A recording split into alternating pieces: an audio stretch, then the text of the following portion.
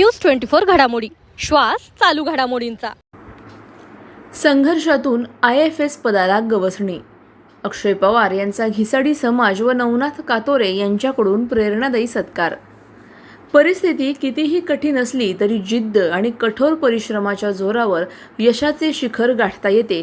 केंद्रीय लोकसेवा आयोगाच्या परीक्षेत उत्तुंग यश मिळवून भारतीय वनसेवा अधिकारी बनलेल्या अक्षय हरिभाऊ पवार यांचा समस्त घिसाडी समाज आणि नगरसेवक नवनाथ कातोरे यांच्या वतीने भव्य नागरी सत्कार करण्यात आला। हा सोहळा उपस्थित सर्व तरुण तरुणींसाठी अत्यंत प्रेरणादायी ठरला। घिसाडी समाजातील अत्यंत सामान्य कुटुंबातून येत कोणत्याही मोठ्या सोयीसुविधांशिवाय अक्षयने देशातील सर्वोच्च समजल्या जाणाऱ्या UPSC परीक्षेत हे दैदिप्यमान यश मिळवले।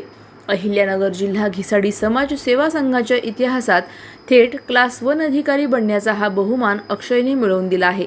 स्पर्धा परीक्षेची तयारी करणाऱ्या ग्रामीण भागातील शेकडो विद्यार्थ्यांसाठी अक्षयचा हा प्रवास एक नवा प्रकाश दाखवणारा ठरला आहे। या कौतुक सोहळ्यादरम्यान बोल्हेगाव परिसरातील नागरिक आणि युवकांनी अक्षय पवार यांच्यावर पुष्पवृष्टी करत आनंदोत्सव साजरा केला। उपस्थित सर्वांनीच अक्षयच्या या ऐतिहासिक कामगिरीचे कौतुक करत देशाच्या सेवेत त्यांची कारकीर्द उज्ज्वल व्हावी अशा सदिच्छा दिल्या। प्रतिनिधी स्वामी गोसावी, न्यूज 24 घडामोडी, अहिल्यानगर।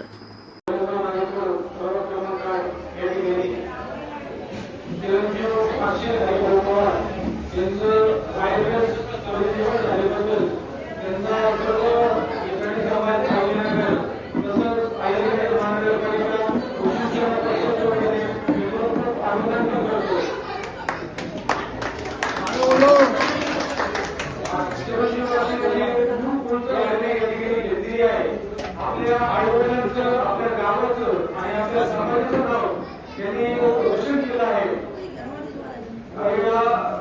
छोट्याशा घरातून त्यांनी खूप कष्ट करून ही पदवी मिळवली आहे। त्याबद्दल मी सर्व पक्षांच्या वतीने तसंच नागपूर प्रभारी वतीने त्याचं वेगवेगळी मनापासून खूप अधिक अभिनंदन करतो आणि इथं जमलेले त्याच्याबरोबर आपल्या पुण्याहून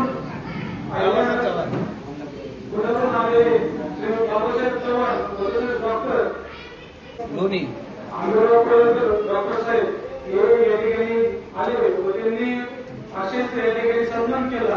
त्यांचा मी या ठिकाणी खूप अभिमानाने त्यांचं आभार मानतो की समाजातील मुलांना पाठवत ते काय देत असतात आणि नवनवीन मुलांना चांगल्या गोष्टीसाठी ते प्रवृत्त करतात व चांगल्या गोष्टी मध्ये तुमची सुधारणा कशी होईल, मुलं पुढे कशी जातील याबाबत सतत हे दोघे कार्यरत असतात। आणि चिरंजीव अक्षयला मी त्याच्या पुढच्या भाई वाटचालीस त्याच्या हातून देशसेवा घडो व सर्व गोरगरिबांची सेवा हो अशी ईश्वराची मी प्रार्थना करतो। शिवाजी महाराज मेरुशिरोमणी घिसाडी समाजाचे आराध्य दैवत महाराणा प्रताप राजमाता अहिल्याबाई होळकर आणि समतेचे ज्यांनी आम्हाला आरक्षणाची दारं उघडली आणि आगामी शिवशत्रूचे पुणे आंबेडकर यांच्या प्रथम मी अभिवादन करतो। आदरणीय व्यासपीठ श्री नगरसेवक कातोरे साहेब, माझे मामा डॉक्टर आंबेराव कडवकर आणि अहिल्यानगर घिसाडी समाज यांना देखील मी धन्यवाद देतो। खरोखर मला ते आम्हाला आशीर्वाद वाटत कारण की आपला लोक थोडाफार ग्रामीण भागामध्ये शहरी भागामध्ये थोडा पैसा आहे ते भाषेत मराठी भाषा बोलतात म्हणजे अजून मी घरामध्ये मराठी भाषा बोलतो बाहेर गेलं आपल्या घरामध्ये त्या म्हणे बोलतो बाहेर गेलं त्या म्हणायचो कोणाला जायचं म्हणे तर घरून आता तुमचा प्रवास सर्व माहित तुम्हाला माबाप ओळखत आपला आजी ओळखत भाईबंद ओळखत मामाला सगळ्यांना ओळखत पण तरी येतो माझी सुरुवात पाचडी शहरमध्ये व्हायचं। पहिले ती पण माझं शिक्षण जिल्हा परिषद शाळामुळे 12वी पर्यंत सरकारी शाळा शिकलो पण नंतर मी कॉलेज ऑफ इंजिनिअरिंग करून येतो धातुशास्त्र जे आपल्या समाजानं व्यवसायाशी निगडीत किंवा आपण लोणानं काम करायचं तर लोणा निगडीतच आपण कोणतरी इंजिनिअरिंग मध्ये म्हणजे भारतनं महाराष्ट्रात फक्त 120 जागा होतो जेव्हा पुन्हा 60 जागा तेव्हा मार्ग नंबर लागलो त्यानंतर एक दीड महिन्यामध्ये नोकरी केली, पण मला काही मला पटी नाही होत. मग कोरोना महिन्यानंतर 2021 मध्ये UPSC तयारी केली. पहिला 3 अटेम्प्ट फेल झालो, माझे प्रिलिम्स वगैरे निघले होते.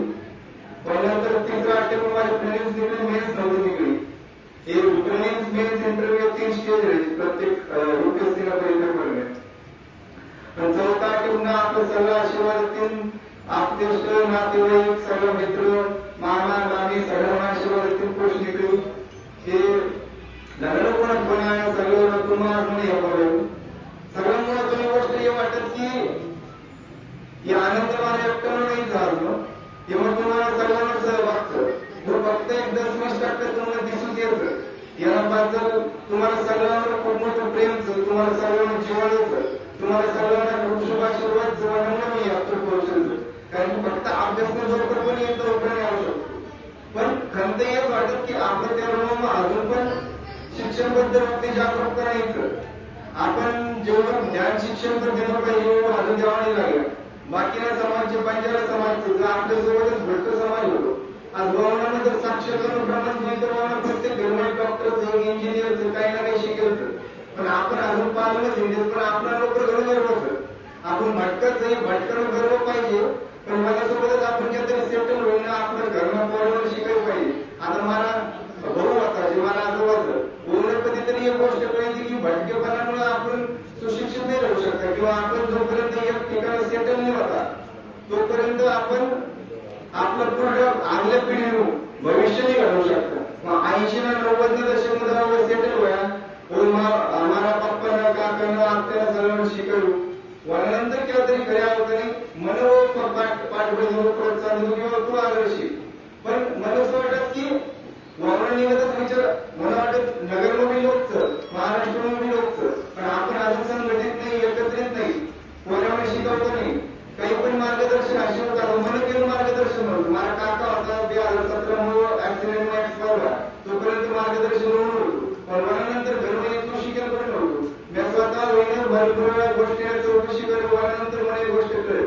पण आता होतं मला कोणत्याही प्रकारे तुम्ही बोलावं, कधी पण बोलावं की बाबा एक याला आलं सुकरण कोणतं बरं काय ऍडमिशन द्यावं, नक्कीच तुम्हाला कार्याला तत्पर. अशाच बातम्यांचा आढावा घेण्यासाठी आजच आपल्या YouTube चॅनलला सबस्क्राईब करा. बातमी आवडल्यास लाईक करा आणि इतरांपर्यंत शेअर करा.